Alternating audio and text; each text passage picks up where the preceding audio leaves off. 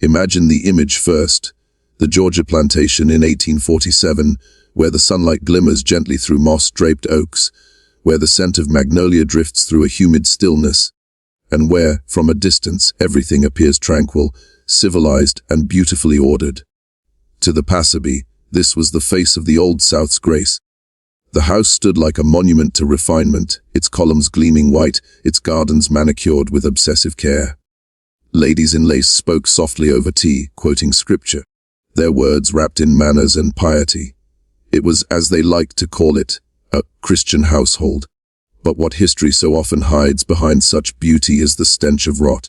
Because beneath the lace, beneath the hymns, beneath the facade of holiness and civility, there was something festering, something that whispered through those walls long after the candles were blown out. The lady of that house, this so-called matron of gentility, embodied that contradiction. She was the kind of woman who knew how to hold a Bible in one hand and a whip in the other, and to convince herself that both served the same God. Her world demanded that she maintain perfection, that every gesture reflect grace, that every emotion be concealed beneath composure. But perfection, when rooted in hypocrisy, becomes performance. She lived inside a place scripted by culture, a theater where cruelty wore perfume and sin dressed in silk. You see, the Southern plantation was not just an economic structure, it was a psychological one. It conditioned its people to believe in illusions, to trade moral clarity for the comfort of hierarchy. The plantation lady became both actor and prisoner of that illusion. Her life was defined by appearances, by control, by the unspoken belief that beauty could disguise brutality. To be civilized was not to be moral, it was merely to master the art of disguise. And the deeper that disguise was perfected, the further truth retreated into silence. Imagine her walking through the veranda in the late afternoon, her gown sweeping the wooden floor, her voice calm, her every motion deliberate. To her guests, she was the very image of poise. Yet in the slave quarters, not far from where she took her tea, human beings were treated as extensions of her wealth. The contradiction was staggering, and yet entirely normalized. The church praised her devotion, society envied her standing. Nobody asked how many broken bodies had built that refinement. Nobody dared to ask how she could worship love on Sunday and enforce degradation on Monday. This is the danger of collective denial. When a culture polishes its image so relentlessly, truth becomes the first casualty. The plantation's order depended on silence, on the refusal to name what everyone could see. It was a moral disease hidden behind etiquette. And like all diseases denied, it metastasized quietly. Every polite conversation, every Bible verse used to justify bondage, every smile that ignored a scream, all became stitches in the same shroud. The lady believed herself righteous because society told her she was. Her piety was reinforced by preachers who interpreted scripture as sanction. Her cruelty was excused as discipline. Her sons were taught to see this as the natural order of things. Men born to rule, women born to preserve the illusion of grace, and others born to serve. It was not the brutality that terrified her. It was the thought of exposure, of losing that mask of Southern virtue. The greatest fear of the powerful is not judgment, it is revelation.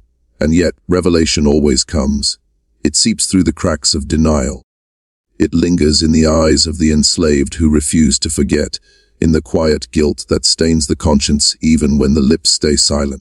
Beneath that plantation's surface, beneath the laughter of dinner parties, the rustle of silk, and the prayers recited by candlelight, there existed a deep psychic unrest. It is the same unrest that haunts any society built on exploitation, the knowledge that something sacred has been traded for comfort. Philosophically, her story reminds us that evil rarely appears monstrous. It often arrives elegantly dressed, polite, composed, even spiritual. History's darkest chapters are not always written by madmen. They are often orchestrated by those who considered themselves good, and that is the most unsettling truth. The plantation lady was not, in her own mind, a villain. She believed she was fulfilling her duty, protecting her home, preserving her heritage, maintaining her faith. But when faith becomes an instrument of domination, when virtue becomes vanity, the human soul begins to fracture.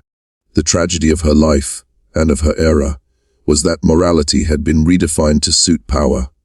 The society that praised her ignored the cries of those who served her. The church that sanctified her never questioned its own silence. That kind of blindness doesn't vanish with time, it transforms. It becomes the foundation upon which later generations build myths. Myths of gentility, of honor, of heritage. But behind every myth stands a truth buried alive. To speak of her today is not merely to recount scandal. It is to confront the psychology of denial that still echoes through history, the human capacity to decorate our cruelty and call it righteousness. We must ask ourselves how many systems, even now, depend on similar illusions. How many modern forms of power rely on silence, on presentation, on the comfort of not knowing too much? When we strip away the illusions, what remains is unsettling but necessary: the recognition that moral beauty cannot exist without truth. Grace, if it ignores justice, becomes vanity, and faith, when divorced from compassion, becomes idolatry. The lady of that plantation lived in a world that mistook appearance for virtue, and in doing so, she helped create a legacy of pain disguised as pride. If you listen closely, even now, you can almost hear it. The distant hum of that plantation's silence, the ghosts of those who were never invited to speak. They remind us that every age must decide whether it will live by appearance or by truth. Because history, no matter how carefully we polish it, always remembers what people tried to forget. And so we are left with a question that stretches far beyond 1847, beyond Georgia, beyond her name. When we look at our own time, our own lives, what do we still hide behind the mask of grace? Power in the Old South was not simply held. It was inherited, cultivated, and rehearsed through generations. The plantation was a dynasty, a private kingdom whose crown was wealth and whose scepter was control. And within that kingdom, blood was not sacred, it was strategic. The plantation lady understood this better than anyone. To her, lineage was more than family, it was currency. Every child born into that house, legitimate or enslaved, existed as part of an unspoken economy, one that measured human worth by skin tone, obedience, and usefulness. The idea of family became so entangled with ownership that morality itself began to blur. The story of her sons reveals this distortion most clearly. They were born into a world where dominance was destiny, where manhood was defined not by integrity or compassion, but by command. From their earliest days, they learned that power was inherited like land, that to rule was their birthright. Their mother did not simply raise them, she engineered them. She taught them that leadership meant possession, and possession meant control over others. Her love, if one can call it that, was conditional, laced with the demand to perpetuate her world. She wasn't just building a family, she was building a system. When the plantation lady began to force the breeding of enslaved women with her own sons, it was not a crime of passion, it was a crime of design. It was a way to ensure the continuation of her wealth through blood, even when that blood became corrupted by the very flesh her society claimed to despise. She was trying to create a lineage that both exploited and expanded her dominion. Her sons became instruments in her vision of eternal control, inheritors of a dynasty built on the collapse of human boundaries. Think about the psychological violence of that act. To take motherhood, the most sacred bond of creation, and transform it into a transaction of power. To turn her own children into breeders, her own womb's legacy into machinery for profit. In doing so, she desecrated not only her humanity but theirs. Because once power becomes absolute, it feeds on everything, even love. It corrupts affection into ambition, guidance into indoctrination. Her sons were not only heirs, they were victims of her empire's delusion. And this is the nature of inherited power. It does not stop at dominating the weak, it eventually consumes its own. What begins as mastery over others turns inward, devouring the moral core of those who hold it. The plantation lady thought she was preserving her lineage, but she was, in truth, poisoning it. Every generation that inherits unchecked power without accountability inherits decay. They lose the ability to distinguish between loyalty and submission, between respect and fear. We often think of slavery as a physical institution, but it was also deeply psychological. It enslaved the enslavers. It trapped them within the illusion of superiority, within the armor of pride that left no room for compassion. Her sons, shaped by this illusion, became reflections of her will, but hollowed out, empty, fragile. Raised to see dominance as virtue, they became strangers to empathy. Their power became their prison. In the silence of those plantations, the cycle repeated, generation after generation. The children of masters and enslaved women, born into confusion, denied identity, erased from record. They were reminders that the system was built on hypocrisy, that the same blood ran in the veins of those who owned and those who were owned. This truth haunted the South. It lingered in the faces of children whose existence was an accusation. And the plantation lady, like many of her kind, tried to silence that truth by rewriting it, by classifying people not as kin, but as property. It was easier to deny relation than to confront the sin of it. But the human soul has a way of keeping its own record. The wombs that bore those children remembered. The sons and daughters who grew in that twilight between two worlds carried stories that history tried to erase. They were living contradictions, proof that bloodlines cannot remain pure when built on oppression. And perhaps, deep down, the plantation lady knew this. Perhaps that is why her control became more obsessive, her moral justification more desperate. She was trying to contain what could not be contained, the truth that no system of dominance can escape the humanity it denies. Her tragedy, and that of her sons, reveals a profound moral law. Whatever we enslave, we eventually become bound to. Whatever we manipulate for our own power, we eventually must face as a mirror. The very hierarchy she created, master and slave, pure and impure, sacred and profane, began to turn inward. It consumed the family from the inside. Her sons' minds, shaped by both privilege and perversion, began to fracture. Some grew violent, others withdrawn. There are records, whispered accounts, of madness in that house, of rage that could not name its source. Because how could it? They were the products of contradiction, told they were noble while carrying the weight of their mother's sin in their blood. And this is where history's lesson becomes timeless. Power, when inherited without purpose, becomes corruption disguised as heritage. It teaches entitlement, not gratitude. It breeds arrogance, not wisdom. And it ensures that the sins of the parents are revisited upon the children, not as punishment from the heavens, but as the natural consequence of moral blindness. In a philosophical sense, the plantation lady represents more than one person. She embodies a pattern we still see. The pattern of those who cling to control, who confuse preservation with possession, who pass down power without principle. Every society that refuses to question its hierarchies ends up breeding its own decay. Every generation that inherits comfort without conscience repeats the mistakes of the one before. The house she built, that proud estate in Georgia, was more than wood and stone. It was a reflection of a nation's psyche. A house where family became property, where love became a tool, and where morality bowed to economics. And as with all houses built on denial, the foundations began to crack. No empire, no inheritance, can survive when built on the broken bones of others. In the end, what she passed on was not legacy but curse. A curse of confusion, guilt, and fragmentation.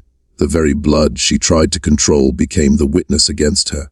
Her sons bore her name, but not her peace.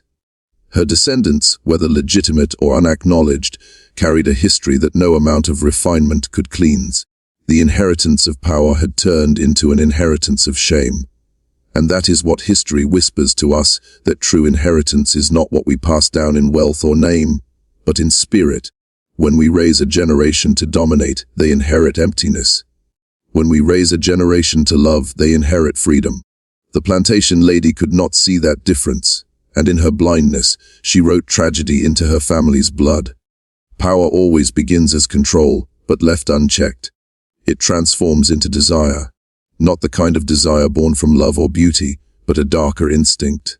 The craving to possess completely, to dominate not just the body but the will, the mind, the soul. By 1847, the plantation lady of Georgia had crossed that invisible threshold. What once began as management, the overseeing of labor, the ordering of life, had evolved into something far more corrosive. Her power had become hunger. She no longer wanted obedience, she wanted worship. She no longer sought stability. She sought to feel godlike. The plantation world, built on hierarchy and ownership, was the perfect breeding ground for such corruption. Every rule of that society reinforced her illusion that her comfort was ordained, that her control was moral, that her dominance was the natural order of things. And the more she controlled, the more she desired control. Power is addictive in that way. It rewires the heart, dulls empathy, and makes cruelty seem rational. It begins innocently enough, disguised as duty. A woman told from birth that her worth lies in command, over servants, over children, over appearances. But command, repeated daily without accountability, grows into compulsion. Soon, control is no longer a task, it is an identity. Without it, she ceases to know who she is. That is what happened to the lady of the plantation. The structure around her, the rigid codes of southern aristocracy, did not free her, it entrapped her.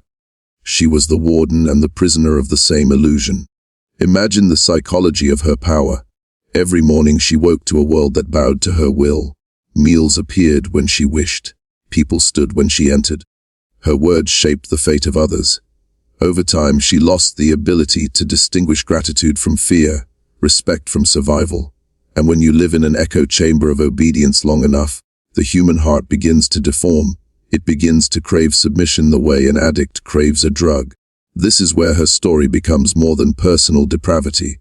It becomes a study in what unchecked authority does to the human spirit. She began to believe that her control over others extended beyond life and labor. She believed she could dictate intimacy, reproduction, even destiny. The enslaved men and women under her roof became extensions of her will, objects to be rearranged in her pursuit of dominance. Her cruelty was not random, it was ritual. Every act of humiliation was a performance, a confirmation of her supremacy. Philosophically, this is where desire and domination fuse, where the human need for connection becomes warped by the lust for control. True intimacy requires equality, but for those who live in systems of absolute power, equality is unthinkable. They crave closeness but fear vulnerability, so they create counterfeit intimacy, domination disguised as affection, possession mistaken for love. That was the plantation lady's tragedy. Her longing for control became her only form of feeling. She mistook fear for respect, submission for loyalty, and silence for peace. What's remarkable and horrifying is how she justified it. Power rarely sees itself as evil. It rationalizes, moralizes, sanctifies its own behavior. She told herself she was maintaining order, preserving tradition, keeping chaos at bay. Her cruelty was duty, her manipulation necessity. And yet beneath every justification lies a deeper truth, that the need to dominate always comes from a place of fear. She feared losing control, feared the collapse of her world, feared her own insignificance. Like many tyrants in history, she confused power with safety. And fear, when paired with authority, becomes dangerous. It breeds obsession. It convinces the oppressor that every act of resistance, even the smallest, must be crushed.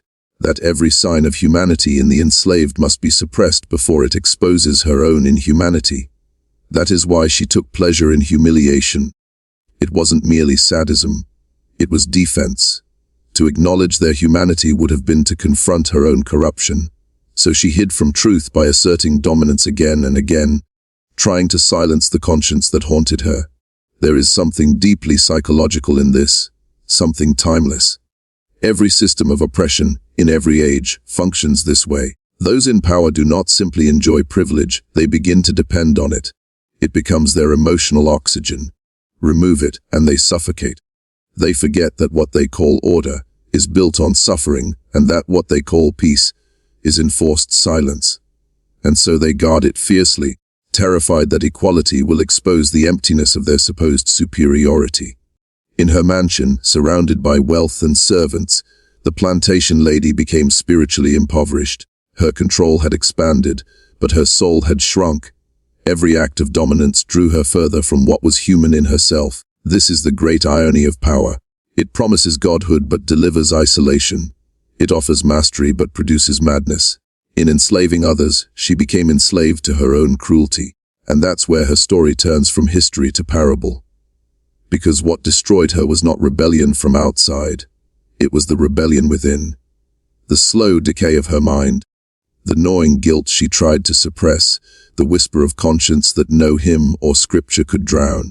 Those who live without limits eventually face the one authority they cannot control, their own soul. If you listen closely to history, It tells us that evil does not appear as a monster. It appears as a human being who forgot how to feel. The plantation lady did not wake up one morning and decide to become monstrous. She became what her world rewarded: efficient, composed, commanding, unflinching. But when society builds a person in the image of domination, it destroys their capacity for tenderness. It teaches them to fear vulnerability, and vulnerability is the root of all compassion. That is why this story matters beyond its time. Because every generation faces the same temptation: to seek control instead of connection, to dominate rather than understand. Whether in politics, relationships, or nations, the psychology remains the same: power pursued without humility leads to decay.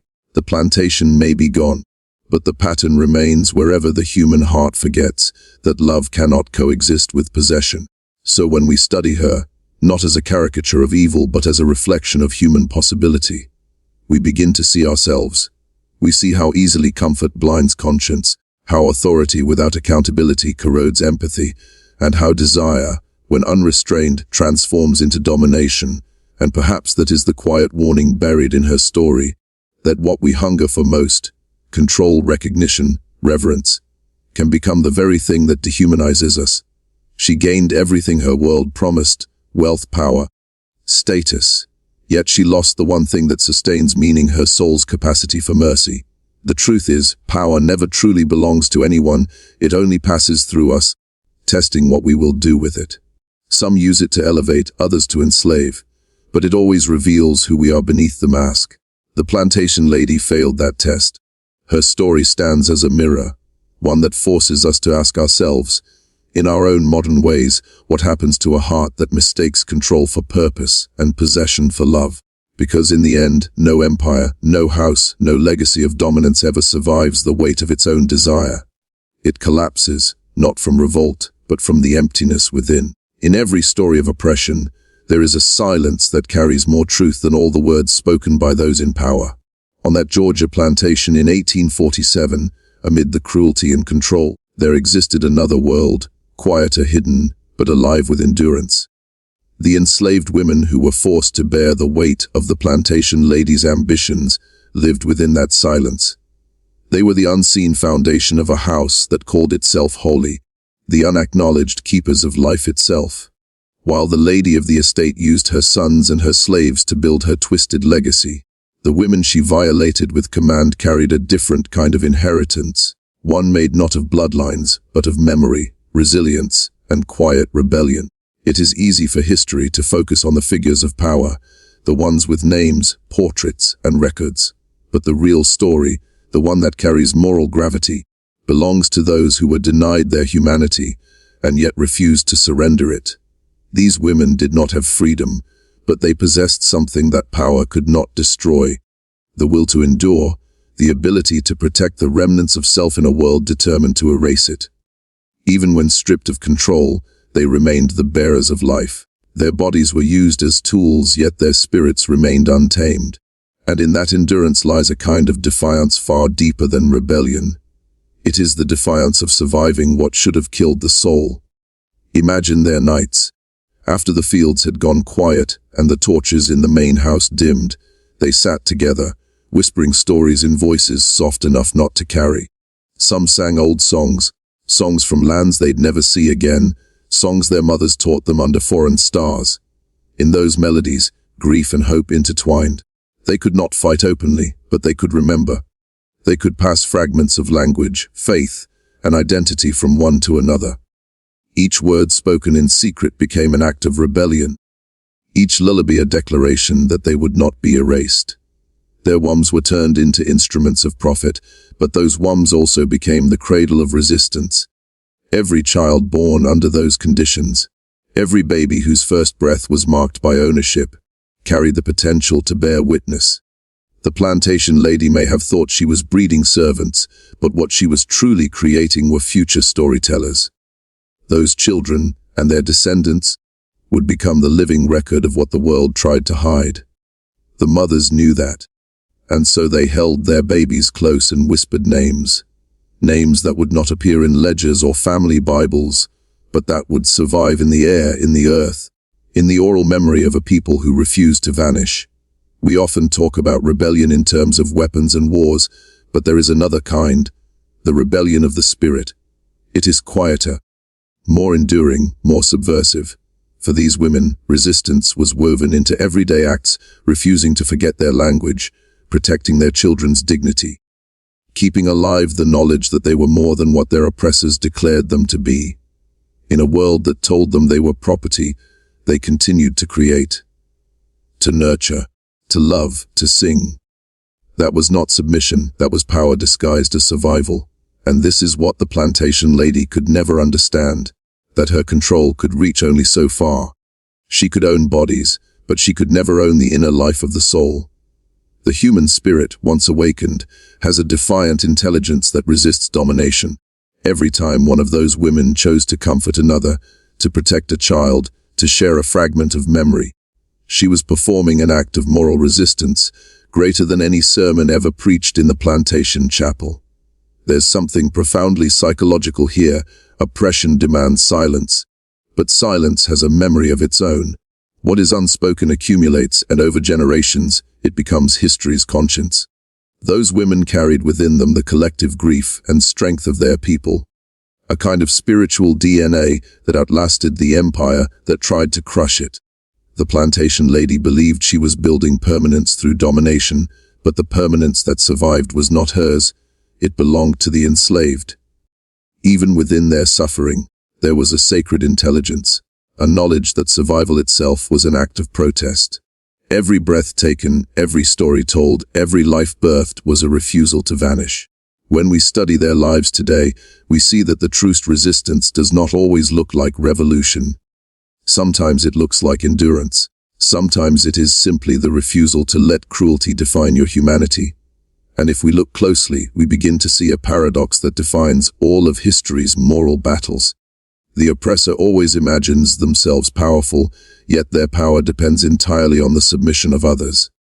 The oppressed, though appearing powerless, hold the one thing that cannot be taken, the capacity to feel, to love, to remember. The plantation lady's empire could whip backs and break bodies, but she could not silence what lived beneath that suffering, the unbroken thread of human dignity that connected one generation to the next. You can almost imagine them, those women, moving through their days with quiet eyes and hidden strength. They knew their words could cost them their lives, so they used silence as armor. Yet within that silence, their minds never stopped speaking. They dreamed. They plotted. Their silence became their survival, and their survival became history's condemnation of everything the plantation represented. It is this silence that challenges us even now, because the world still produces its plantations, not always with chains and fields, but with systems of exploitation that thrive on silence. The question for us is whether we are listening, whether we can hear the echoes of those voices that once whispered through the night, reminding us that endurance is not weakness, that patience is not passivity, that survival, in the face of dehumanization, is the highest form of rebellion. Their strength was not loud, but it was lasting. Long after the lady's name was forgotten, long after her house rotted and her portraits faded, the legacy of those women endured. In the songs passed down, in the prayers that outlived the system, in the bloodlines that carried memory instead of shame. What she tried to erase became what history could never bury. That is the mystery of moral law. What is built on cruelty cannot last, but what is born in endurance endures. The plantation lady built a world of control, but they built a world of faith, faith that someday their children's children would walk freely under the same sun that once burned them in bondage. And perhaps that's the truth that should stay with us tonight, that history's real heroes are not the ones who command armies or rule estates, but the ones who refuse to let despair define them. The enslaved women of that plantation, stripped of everything yet holding on to the essence of life, remind us that the deepest power is not the power to dominate. It is the power to endure, to love in spite of hate, and to keep the flame of humanity alive when the world tries to extinguish it. Every empire that builds itself on illusion eventually faces the moment when illusion breaks. The grand house on that Georgia plantation, once glittering with power and pretense, began to decay from within, not because the fields stopped producing, but because the human soul cannot carry contradiction forever. The plantation lady who had ruled her world with unshaken poise found that the weight of her own choices had turned her home into something else. A house haunted not by ghosts, but by guilt. To the outside world, everything still looked the same. The gardens were trimmed, the carriages still arrived, the Sunday services continued as always. But behind those white walls, something had shifted. The silence had changed its tone. It was no longer the silence of obedience. It was the silence of fear, of things that could no longer be hidden. The plantation that had once been a stage for her grace became a theater of secrets. And like every secret too long buried, it began to rot the foundations. Her sons, the pride of her lineage, were the first to show the cracks. They had grown up under the weight of her control, molded by her will, trained to dominate yet deprived of any true moral compass. Power without empathy had shaped them into hollow men. They bore their privilege like armor, but it was armor rusting from the inside. Some of them drank too much, some raged without reason, some slipped into quiet madness. They carried in their veins not just her blood, but the confusion of generations, of being born into a system that glorified power while secretly poisoning those who held it. There were whispers in the town, whispers about the strange tension in that house, about the sons who looked too much like the men in the fields, about children who shared features no one dared to name. The plantation lady, once the embodiment of composure, began to withdraw from public life. Her faith, once a tool of self-justification, turned against her. The scriptures she had once used to defend her power now seemed to accuse her. Her own conscience, buried for years beneath rituals and denial, began to wake. And that is the cruel truth about moral corruption. It never stays buried forever. You can silence others, but you cannot silence your own soul. You can build a life on falsehoods, but you cannot live without consequence. Guilt, like gravity, always finds its way to the surface. The plantation lady had spent her life commanding others, but now her mind became the one thing she could not control. Her dreams grew restless, her prayers hollow. The same house that had once echoed with her authority now echoed with things unsaid. If you look at it psychologically, this was the inevitable result of a life spent suppressing truth. The human mind can only compartmentalize so much before the boundaries collapse. Repression always turns into distortion. The plantation system didn't just enslave people, it enslaved its masters to delusion. The lady's carefully constructed world, the rules, the rituals, the rehearsed piety, began to crumble the moment reality broke through her denial. Because no matter how high you build a house of lies, the truth has a way of blowing through the cracks. She began to see it everywhere. In the faces of her grandchildren who bore the unmistakable features of the enslaved, in the eyes of the women she had violated through command, in the trembling of her sons who could no longer look her in the eye. The family dinners grew tense. The laughter sounded rehearsed. Every gesture became performance, every word an attempt to keep the illusion intact. But illusions require constant feeding, and she was running out of energy. The plantation lady had built her life around control, and now she faced the one thing she could not control. The truth that she had destroyed the very thing she claimed to protect: her family's name, her legacy, her soul. There's something profoundly human about that unraveling. Because it's not just her story. It's the story of anyone who lives divided against themselves. History shows us again and again power can protect a person from consequences for a time, but never from the reckoning within. The body may live in luxury, but the mind cannot find peace when it is haunted by what it knows. And that house, once so polished and proud, became a mirror of her own decay. Its walls, once white and shining, grew stained and cracked. The servants left quietly one by one. The air grew heavy with a kind of spiritual mildew, the smell of guilt that no perfume could hide. By the time the neighbors noticed her absence, she was already fading, not in body first, but in presence. She stopped playing the piano. She stopped going to church. She stopped speaking much at all. The woman who once commanded 100 lives with her voice now sat in silence, staring out the window at the fields that had once been her empire. The land still looked the same, but she no longer recognized it. Everything she had built was still standing, yet nothing she had believed in remained. That is what happens when a person's power outlasts their purpose. It becomes meaningless. It is tempting to see her downfall as justice, but it is also a warning. Because what destroyed her was not simply the cruelty of her actions, it was her refusal to face herself. When truth is denied long enough, it doesn't disappear, it transforms. It turns into madness, into isolation, into the slow crumbling of everything that once felt solid. Every lie she told, to her sons, to her society, to herself, became a brick in the walls of her own prison. There is a philosophy at the heart of this, that the universe bends toward moral order. Not always quickly, not always visibly, but inevitably. Empires, dynasties, and households built on injustice may thrive for a time, but they always collapse from within.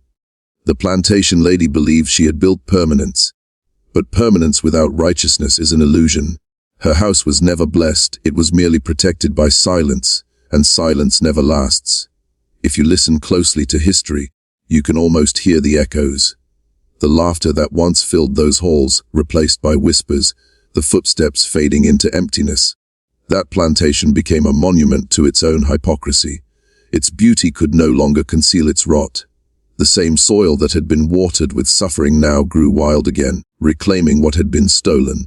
Nature, indifferent yet just always finishes what morality begins. The collapse of her house was more than physical. It was moral, spiritual, existential. It was the inevitable end of a story built on denial. Her madness, her isolation, her silence. They were not punishments from above. They were the logical consequences of living too long in contradiction. She wanted to be seen as virtuous while living in sin. She wanted to be powerful while claiming to be righteous. She wanted to rule without ever being ruled by conscience. But no one escapes that reckoning. And perhaps that is what this story, in its darkness, teaches us, that every act of cruelty, every abuse of power, every silence that protects injustice, all of it eventually circles back. The reckoning may not come from the outside, it often comes from within. It lives in the sleepless nights, in the haunted eyes, in the quiet realization that the soul has been spent on things that never mattered. There comes a point in every story where silence can no longer hold what truth demands to speak. For years, the plantation had lived off that silence. The kind that hides behind wealth, the kind that smiles in public while rotting in private. But history, no matter how tightly suppressed, has its own pulse. It moves beneath the surface, waiting for a moment to rise. And in 1847 Georgia, that silence began to crack. Not in grand explosions or open rebellion, but in quiet, undeniable ways. Whispers that turned into questions. Questions that turned into memory, and memory that turned into truth. By then, the plantation lady was no longer the force she once was. Her influence had diminished, her health faltered, her mind clouded by the ghosts of choices she could no longer justify. Yet around her, something remarkable was happening. A shift slow but unstoppable. In the minds of those who had lived under her command, the enslaved who once bowed in fear began to carry themselves differently. They still worked, still obeyed, but in their silence there was a different kind of strength. The strength of those who have seen the mask fall. They had watched her unravel. They had seen her sons break under the weight of the sins she passed down. And they understood something: she never did. That power, without love, collapses in on itself. It was not revenge that moved in them. It was awakening. The kind that rises when people realize that those who claim superiority are often the most broken of all. The plantation lady's cruelty had been an attempt to control what she feared. The truth of equality, the terrifying idea that she and the people she owned were made of the same human fabric. And when that illusion died, the plantation itself began to die with it. One of her sons, the one most marked by her ambitions, tried to keep the legacy alive. He spoke of rebuilding, of reasserting order, of restoring the family name. But how can you restore something that was never whole? His words carried no conviction, because deep down, he too was haunted by the bloodline that had been twisted in secrecy. There were rumors, always rumors, that the children on the estate, those half hidden in the slave quarters, carried not only the faces of the enslaved but also the unmistakable features of the family itself. In that realization lay the deepest irony of all. The blood that society had declared separate had already mixed long ago. The boundary she had lived her life defending had been erased by her own hand. This is where the story transcends one woman, one family, one plantation. Because the decay of her world was not just personal, it was symbolic. It represented the beginning of an unraveling across the South. The plantation system, once believed eternal, was already trembling beneath its own contradictions. It demanded purity but lived in corruption. It preached Christian virtue but practiced moral barbarity. And it relied on silence, the silence of those who benefited, the silence of those too afraid to question, the silence of those who convinced themselves it wasn't their problem. But silence, as history has shown again and again, is never neutral. It always takes sides. When the records of that estate were finally scattered, through sale, through abandonment, through the natural decay of time, the story that had been hidden began to surface. Fragments of letters, local testimonies, and oral memory pieced together a truth that no one wanted to admit, that the woman once admired for her refinement had turned her home into a laboratory of human degradation. She had used faith as a shield and family as a weapon, corrupting both.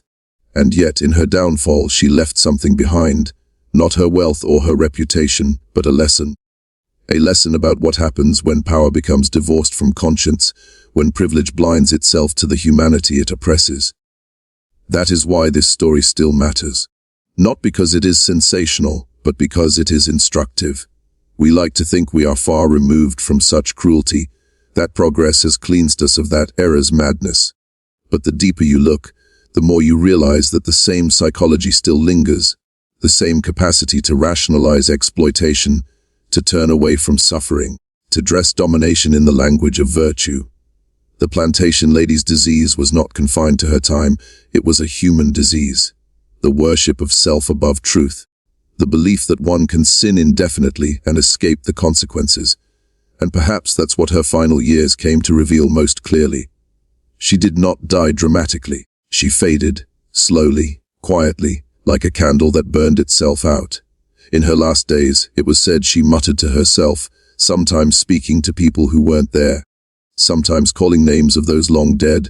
Her servants, the few who remained, avoided her room when night fell. They said the house made sounds, not of footsteps or chains, but of whispers like breath through broken glass. Whether you believe such tales or not doesn't matter. What matters is what they signify. Because when a place carries too much human suffering, it remembers. And what it remembers, it eventually releases. The new owners who came years later tried to restore the plantation, repaint the walls, replant the fields, erase the story. But they couldn't. The house refused. Everything built on blood has a way of bleeding through. Visitors said the land felt heavy, as if every breeze carried the weight of what had been done there. The locals avoided it, calling it cursed. But it wasn't cursed, it was simply honest. For once the land spoke the truth its owners had buried. That, I think, is the ultimate reckoning of her story. That truth is patient. It waits through generations if it has to. It may sleep beneath the ruins of mansions, beneath the polite words of history books, beneath the pride of families who prefer not to remember. But it waits. And when it rises, it does not come in anger but in clarity. It shows us what we were, what we became, and what we might still be if we refuse to learn. So when we speak of her now, not to sensationalize, not to judge, but to understand, we are not just recounting a scandal of 1847, we are confronting a mirror, because every generation builds its own plantation of sorts, systems that exploit, beliefs that divide, illusions that comfort the powerful while silencing the powerless. And every generation must decide whether it will keep painting those walls, or finally tear them down. The plantation lady's story ends where all such stories end, not in triumph, but in revelation. What she built on control was destroyed by truth. What she called order was exposed as chaos, and what she thought eternal dissolved into memory. Her life reminds us that no structure of deceit, however grand, survives forever. Sooner or later, the light reaches every room. And maybe that's the grace hidden in even the darkest history. That truth, once revealed, can begin to heal what was broken. But healing demands honesty. It demands that we stop hiding behind the illusion of innocence.